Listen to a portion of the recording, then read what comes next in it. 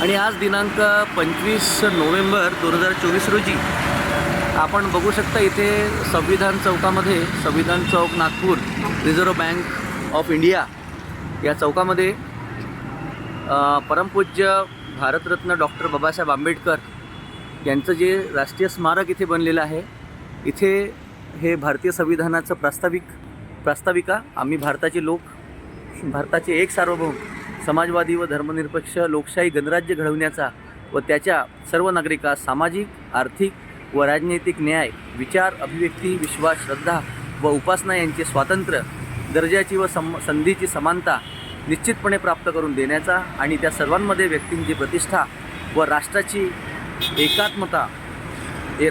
एकता आणि एकात्मता यांचे आश्वासन देणारी बंधुता प्रवर्धित करण्याचा संकल्पपूर्वक निर्धार करून आमच्या संविधान सभेत आज दिनांक 26 नोव्हेंबर 1949 रोजी याद्वारे हे संविधान अंगीकृत आणि अधिनियमित करून स्वतः प्रत अर्पण करीत आहोत. तर परमपूज्य डॉक्टर बाबासाहेब आंबेडकरांनी 2 वर्ष 11 महिने आणि 18 दिवस अहोरात्र अभ्यास करून हे भारतीय संविधान लिहिलं. त्याचं भारतीय संविधानामध्ये 395 कलमं आहेत.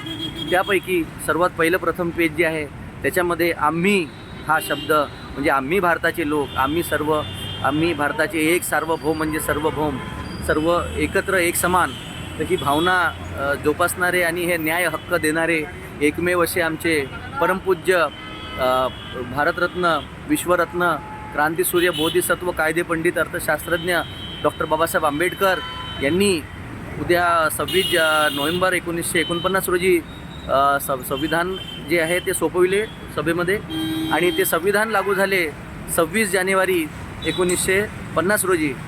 तर कृपया सर्व बंधूंनी, भारतीय बांधवांनी उद्या संविधान दिवस निमित्त इथे जमण्याची कृपा करावी व संविधान दिन हा लोकतांत्रिक देश झाला आपला, त्याच्याबद्दल आपण बघू शकता इथे बाबासाहेबांचं हे जे स्मारक आहे कशा पद्धतीने सजवल्या गेलेलं आहे. अत्यंत चांगल्या पद्धतीने इथे सजावट केलेली आहे, कारण हा राष्ट्रीय सण आहे आपला, हे विसरायला नको. कारण पहिले आपल्याकडे जेव्हा भारत स्वतंत्र झाला तेव्हा आपल्याकडे इंग्रजांच्या राज्यानुसारच 2 वर्ष आपलं भारतीय घटना म्हणजे भारत देश चालला इंग्रजांच्या याच्यावरती.